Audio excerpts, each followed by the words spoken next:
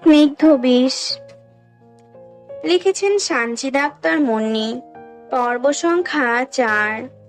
এশার নামাজ শেষে গ্রামের বাজারের একটা টং দোকানে বসে আছেন তালহা ভাই। গায়ে জড়ানো ছাই রঙের একটা শার্ট আর সাথে জিন্সের প্যান্ট। চুলগুলো সব সময়ের মতোই এলোমেলো রূপ নিয়ে কপালে পড়ে আছে কিছুটা। এক হাতে এক কাপ গরম চা আর অন্য হাতে জ্বলছে সিগারেট। এই দুই জিনিসই ওনার আপন বর্তমানে, আল্লাহর পরে। সিগারেট টানতে টানতে কালচে দাগ পড়ে গেছে ঠোঁটে। উনি এসব খাচ্ছেন আর ভাবছেন একটা মিঠে অতীত নিয়ে। আর তা হলো নাঝার বয়স যখন 14, তালহা ভাই একদিন রাতে আকাশের ন্যায় তাকিয়ে আকাশ দেখছিলেন। তখন নাঝা ওনার পাশে এসে দাঁড়িয়ে নিজের সমস্ত সাহস একত্র করে একখান বাণী ক্ষীণ গলায় উচ্চারণ করেছিল, তালহা ভাই, আমি আপনাকে পছন্দ করি, আমি আপনাকে পছন্দ করি। এই বাণী কর্ণগোচর হতেই তালহা ভাই স্তব্ধ হয়ে গিয়েছিল সেদিন। তবে তার দৃষ্টি আকাশে নিবদ্ধ থেকেছিল। তালহা ভাইয়ের অন্তর উত্তালতায় ভরপুর হয়েছিল। এমন মহাবাণী তিনি তার সুধা সঞ্চারিণীর মুখ থেকে শুনেছিলেন ওই মুহূর্তে। তালহা ভাই কথাটি শুনে মনে মনে আনন্দিত হলেও তা বাস্তবতার সঙ্গে মিলিয়ে নেননি সেদিন। তিনি জানতেন নাঝা শুধুমাত্র আবেগের বশে এমন বাণী উচ্চারণ করেছে। সেদিন কিছু সময় চুপ থেকে তিনি ঘাড় ফিরিয়ে তাকিয়েছিলেন সুধাময় চোখে নিজের রুদ্রনীর পানে। তারপর ঠোঁট আগলিয়ে হেসে স্নিগ্ধ সুরে বলেছিলেন, আবেগ ঝেড়ে বিবেক দিয়ে ভাব, দেখবি তোর ঝেড়ে ফেলা আবেগের সাথে এই তালহাও ঝরে যাবে তোর অন্তর হতে। তালহা ভাইয়ের উক্তি শুনে নাঝা অসহায় দৃষ্টিতে তার দিকে চেয়েছিল। আজ কেন জানি সেই অসহায় মুখটা বারবার তালহা ভাইয়ের চোখের সামনে ভেসে উঠছে। চোখ দিয়ে দুপোটা পানি গড়িয়ে পড়ল ওনার। তালহা ভাই মানেই বাস্তবতার খোরাক। তালুকদার পরিবারের এত মারামারি, এটা ওটা এমনে, এসবে উনি নেই। উনি অগোছালো, উনি আলগোছে বাঁচেন, বাবা থেকেও নেই। পরিবার থাকলেও তার কখনো তালহা ভাই কেমন আছে বা কি প্রয়োজন খোঁজ নেয়নি। নিজের মতো যেমন তেমন করে বেঁচে আছেন। দাদিজান আর দাদাজান খেয়াল রাখেন যদিও। বাবার সাথে তালহা ভাই কথা বলেন না আজ 22 বছর ধরে। ওনার মায়ের মৃত্যুর 30 দিন পরে ওনার বাবা দ্বিতীয় বিয়ে করেছিলেন। সেই অভিমানে আজও কথা বলেন না বাবার সাথে। যদিও বাবা সবসময় চান কথা বলতে, কিন্তু তালহা ভাই কথা বলে না। ওনার অন্তরে ঘৃণা জন্ম নিয়েছে এই ভাবনা থেকে যে 40টা দিনও অপেক্ষা করতে পারলেন না ওনার বাবা। এতটা কম ভালোবাসায় সংসার করেছিলেন তার মা। মা চলে যাওয়ার পর বাবাও পর হয়ে গেলেন। ওনার আপন বলতে তিনি নাঝাকেই মনে করতেন। নাঝাই খেয়াল রাখতেন ওনার, চা বানিয়ে দিত, বাইরে থেকে এলে পানি দিত। মা যেমন সন্তানকে আগলে রাখতেন সেভাবেই নাঝা আগলে রাখতো ওনাকে। তার কাপড় পর্যন্ত নাঝা ধুয়ে দিত। অনেকদিন ওনার মুখে ভাত তুলেও দিয়েছে। খুব খেয়াল রাখতো ওনার। এই অগোছালো তালহা ভাইকে গোছানোর জন্য নাঝাই ছিল। কিন্তু আফসোস, তালহা ভাইয়ের এত আপন মানুষটাও ওনার হয়ে থাকলো না। তালহা ভাই নিজেকে সামলে চারপাশে চোখ বুলান। চোখ দুটো লাল হয়ে আছে 3-4 দিন ধরে, ঠিক মতো ঘুম নেই বিধায়। এমন সময় 4-5টি ছেলে এসে তালহা ভাইয়ের পাশে বসে তার দিকে একটা গিটার এগিয়ে দিয়ে একজন আবদার এঁটে বসে, তালহা ভাই একটা গান। তালহা ভাই নীরব চোখে ওদের দিকে তাকান। ওনার গানের গলা ভালো বিধায় গ্রামের প্রায় সবাই ওনার গলায় গান শুনতে চায়।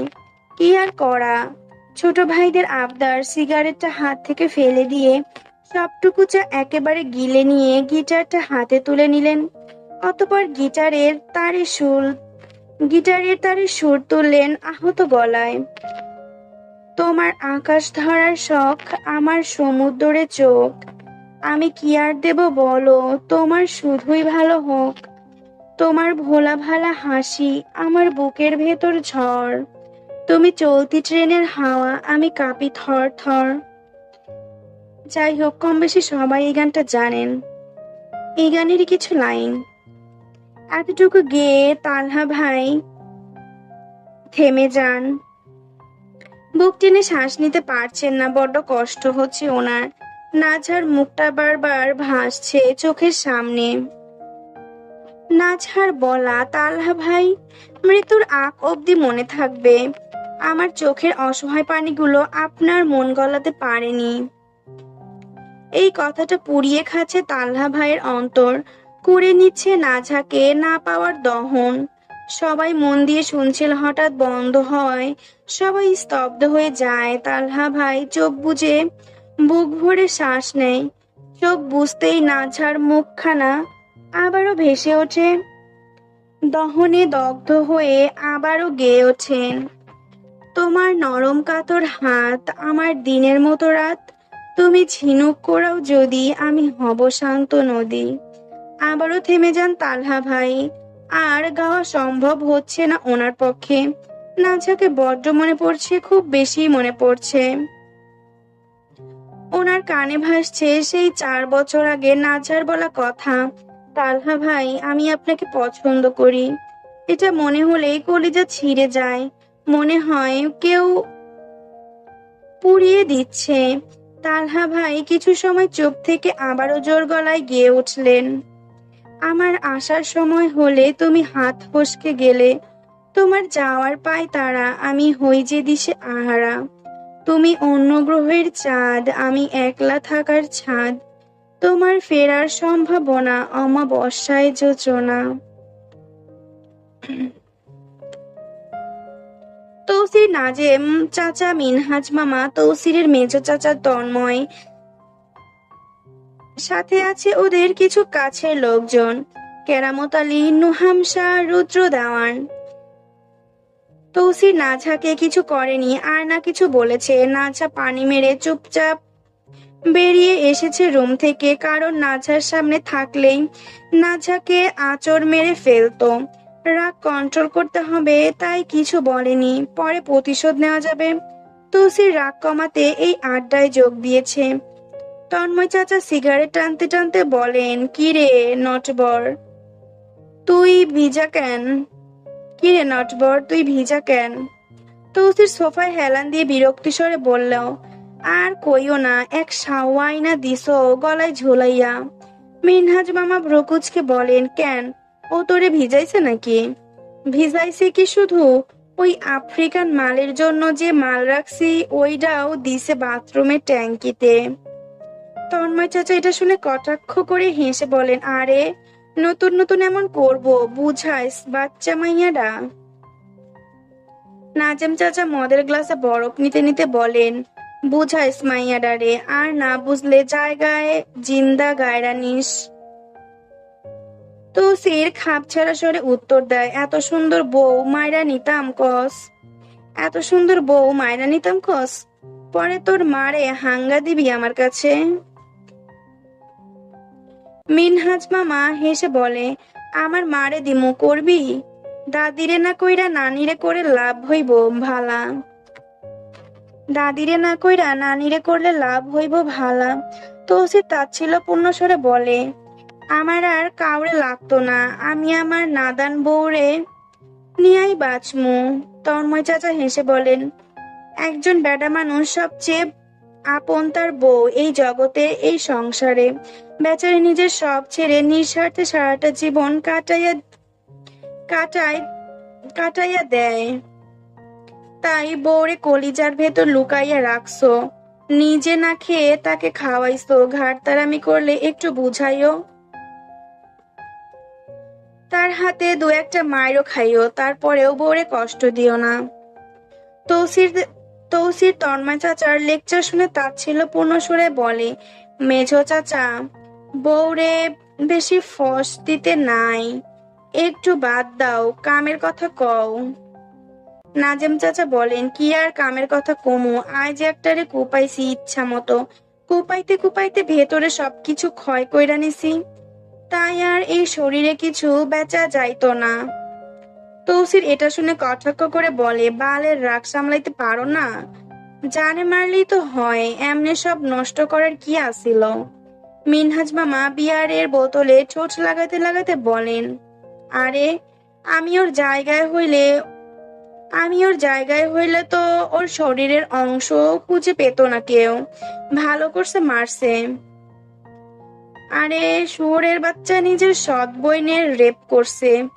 15টা পোলা নিয়া মাইয়াডারে মাইরা গেছে, কত বড় জানোয়ার। তৌসির এটা শুনে বলল, ওই 15টা এখনো বাইচা আছে? আছে, ধরতে পারে নাই পুলিশ। এই আসল কালপিটরে রুদ্র ধইরা আনছিল। তৌসির রুদ্রের দিকে তাকে বলে, আগামীকাল ওই সবগুলোরে ধরবি, তোর লগে ওসিও থাকবো। ওগো ধইরা আইনা আমারে কল দিস, আমি মারমু, বেশ কয়টার কিডনি পামু এতে। রুদ্র দেওয়ান বলেন, আচ্ছা, কিন্তু 2টা কিডনি আমার লাগবো।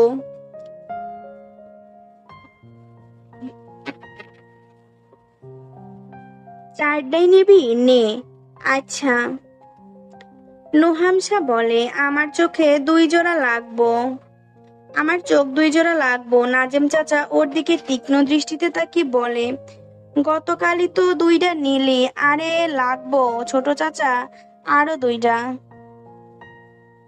তৌসির বলে, আচ্ছা নিবি নে, আগে ওই পোলাগো ধইরা তো আন। কেরামত আলী মদের গ্লাসে মদ ঢালতে ঢালতে নিয়ে বলে, তন্ময় চাচা, আপনার আগামীকাল সমাবেশ আছে, কয়টায় বের হইবেন? তৌসির হাসতে হাসতে বলে, সমাবেশে গিয়া কি করবা মেসো চাচা? আখেরি জনগণ যেমনি চিল্লায়, মাঝে মধ্যে মন চায় সবগুলার বোমা মাইরা উড়াইয়া দেই। তন্ময় চাচা সিগারেট টানতে টানতে বলে, হরে এইটা আমারও মাইন্ডে আয়, কিন্তু কি কমু কত, না গেলে তো আর ভোট পামু না। তৌসির হেসে বলে, যাও যাও, আর রাজনীতিবিদের নামে বড় দুর্নীতিবাজ হও। মিনহাজ মামা তাচ্ছিল্যপূর্ণ স্বরে বলেন, এইবার যত টেন্ডারের টাকা আইবো সব বেশ অর্ধেক মাইরা দিব। এইবার যত টেন্ডারের টাকা আইবো সব বেশ অর্ধেক মাইরা দিবা মেজো ভাই সাব। নাজিম চাচা বলেন, বেশ অর্ধেক কেন, পুরোটাই খাইয়া নিও। কি করবা মাইনষের লাগি কইরা? মানুষ তো আর ভালা কইতো না। তৌসির রুমে আসে। এখন রাত 3টা। নাঝা পানি মারার পর যে গিয়েছিল আর এই এলো। ড্রাগস নিয়েছে, হালকা ওপর ঝাপসা একটু, তাই কিছু সময় বসে ওটার নেশা কাটিয়ে ঘরে এলো। নেশা কাটার আগ অবধি রুমে প্রবেশ করেনি, কারণ এখানে নাঝা আছে। নিজের কন্ট্রোল হারিয়ে অসহ্য কিছু হয়ে যায় তবে কি হবে? নাঝার সামনে নিজের পুরুষত্বের নিয়ন্ত্রণের সম্মানটা পানসে হয়ে যাবে, জীবনের দাগ থেকে যাবে। আর যে নাঝা, তৌসির একদিনে এটা বুঝে গেছে, যদি কিছু হয় ওদের মধ্যে অমন রকম, তবে নাঝা তৌসিরকে সারা জীবন খোঁটা দিবে। তৌসির দীর্ঘশ্বাস ছেড়ে ধীরে ধীরে সামনে এগিয়ে নাঝার পাশে দাঁড়িয়ে নাঝাকে দেখতে শুরু করে। নাঝা ডান কাত হয়ে শুয়ে আছে, ওর মাথার কাছে একটা সাদা বিড়াল পেট উল্টে শুয়ে আছে। ওর ডান হাতের বাহুতে একটা ব্রিটিশ লং হেয়ার বিড়াল শুয়ে আছে, আর যার চোখ নাঝার মতোই সবুজ। আর ওর বাঁ পাশে ক্যালিকো বিড়াল শুয়ে আছে, এটা আবার অন্যরকম। এ বিড়াল ত্রিবর্ণের পশমওয়ালা, সাদা রঙের ওপর কমলা বর্ণ। এই বিড়ালগুলো বিদেশি। নাঝার বাদামি কোকড়ানো চুলগুলোর ওর ওপর এলোমেলো হয়ে ছিটিয়ে আছে। এই চুলগুলো দেখলে মনে হয় শিউলি ভেজা ভোরের মতো বাদামি কোকড়া কেশ। তুলসী নাঝার এই আবেশ ঘেরা মুগ্ধতা সৌন্দর্যে চোখ জুড়িয়ে আছে, মুগ্ধতায় মোহজাল তুলসীর অতল নয়নে চেয়ে রয়। কিছু সময় নাঝার দিকে। আর মনে মনে শোধায়, সিদ্দিক তালুকদার একখানা চিজ জন্ম দিছে রে, এক্কেরে মনের মতো। তৌসির নাঝাকে দেখে ছেড়ে টেবিলের দিকে যায় টর্চ লাইট নিতে, কারণ ও আর কেরামত আলী মিলে যাবে শিকারে যাবে মাছ ধরতে বিলে। আজ বিকেলে পশ্চিমের দোষী বিলে বড় বড় গজার মাছ দেখেছে। মাছগুলো একদম পোক্ত, কারণ এই বিল দোষী বলে কেউ অতটা যায় না। কেউ যাক আর না যাক, তৌসির যায় মাঝে মধ্যে, গিয়ে রাত্রিরের বেলা ধরে আনে মাছ। ওর মা আর বিবি যান চিল্লান যেন না যায়, কিন্তু তৌসির এসবে তোয়াক্কা না কখনো করেছিল আর না করবেও। নিজে যেটা ভালো মনে করবে সেটাই করবে। লাইট নিয়ে সাথে ভ্যাসলিনের কৌটাটাও নিয়ে যায় হাতে। তারপর নাঝার পাশে এসে বসে, বা পাশ থেকে বিড়ালটাকে অতি সাবধানে সরাতে সরাতে মনে মনে বলে ওঠে, যেমন বিলাইরে নিয়া ঘুমাইতাছিস, ভবিষ্যতে অমনে আমার বাচ্চা কাচ্চা নিয়া ঘুমাইতে হইব। এ বলে আপন মনে মেকি হেসে নাঝার উপর থেকে ওর চুলগুলো হাত বাড়িয়ে সরিয়ে নেয়। নাঝার গলায় আলতো করে হাত রেখে বুঝতে পারে নাঝা ঘেমে গেছে, আর যাবেই তো। এত গরমে মধ্যে চুল ছেড়ে ঘুমিয়েছে যে। তৌসির ধীরে ধীরে নাঝার ডান পাশে এসে দুই হাঁটু ঘিরে বসে। ওর ডান পাশ থেকে বিড়ালটা সরিয়ে নিয়ে ধীরে ধীরে ওর দুই কাঁধে হাত রেখে ওকে ঘুমের মধ্যে তুলে বসায়। নাঝা মাথা এসে ঠেকে তৌসিরের বক্ষে। তৌসির কেঁপে ওঠে অল্প, কারণ নাঝার নাক মুখ ঘেঁষে যাচ্ছে বারংবার ওর গলায়।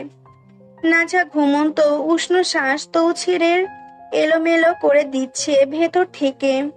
ঘুমের ঘোরে নাঝা ঠোঁট নাড়িয়ে বিড়বিড় করে বলে, আব্বা, আমি যাব না ওই বাড়িতে। তৌসির নাঝার কথায় ওর দিকে মুখ নামিয়ে তাকায়। একটুর জন্য তাকিয়েও চোখ আটকে যাচ্ছে নাঝার নিষ্পাপ মুখখানায়।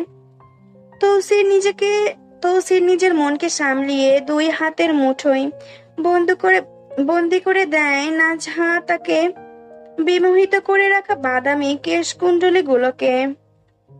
তারপর ধীরে ধীরে সেগুলোকে অন্তর থেকে বোনা যত্নে জালের খোপা করতে থাকে অতল মনোযোগী হয়ে।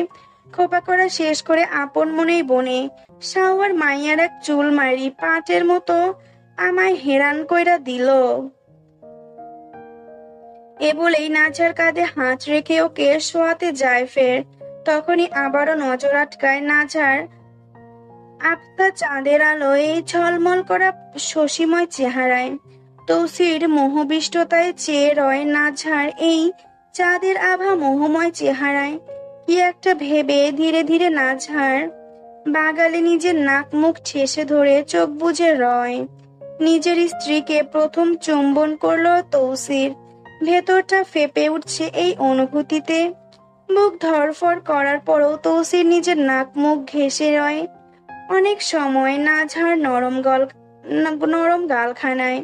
মন চায় না নাঝাকে ছাড়তে। যদি নাঝাকে আপন বক্ষে টেনে নিয়ে কয়েক কোটি বছর ঘুমাতে পারত, তবে হয়তো শান্তি লাগতো তৌসিরের এই অশান্ত মনে। নাঝা মাইগ্রেনের ব্যথার ওষুধ খেয়ে ঘুমিয়েছে বিধায় এইসবের খবরেও নেই, ঘুমের দেশেই তলিয়াছে। আর এমনিতেও ওকে ঘুমের মধ্যে কেউ উড়িয়ে নিলেও ও টের পায় না, এমন বেজাতে ঘুমায়ও। নাঝা আলগোছে শুয়ে আছে, ওর গলায় ভ্যাসলিন লাগিয়ে দেয়।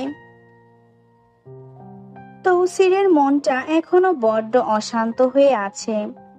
নাঝা ছাড়তে ইচ্ছে করছে না, ভেতরটা কেমন কেমন করছে, কিলবিলিয়ে উঠছে নিজের মনের এই বেহাল দশায়। তৌসির বিরক্ত হয়ে সদাই আপন মনে বলে, সোরের বাচ্চার একটু কাছে আইলেই। আসলে লেখিকা যে কেমনে কি বকা লিখছে, আমি মাঝে মাঝে কনফিউজড হয়ে যাই। একটু কাছে আইলেই ভিতরে কুত্তা দৌড়ানি শুরু হইয়া যায়। এ বলে উঠতে উঠতে আবার বলে, এই আরেক শাওয়ার যন্ত্রণা। হাতে লাইট নিয়ে কক্ষ থেকে বেরিয়ে আসে। তবে দরজার কাছে এসে আরেকবার পেছনে তাকায় ঘুমন্ত না ঝাঁকিয়ে দেখে অজান্তেই মুচকি এসে বলে, মাইয়াডা সুন্দর আছে। এ বলে বেরিয়ে আসে। বাড়ির বাইরে এসে হাতে টর্চটা জ্বালিয়ে কেরামত আলীকে নিয়ে বের হয়ে বিলের উদ্দেশ্যে। কেরামত আলী পা ফেলতে ফেলতে বলে, ভাইজান কোস আনছি নয়ডা। তৌসির লুঙ্গির কোণ তুলে ধরতে ধরতে বলে, ভালাই করছিস, আগেরটায় ধার ছিল না।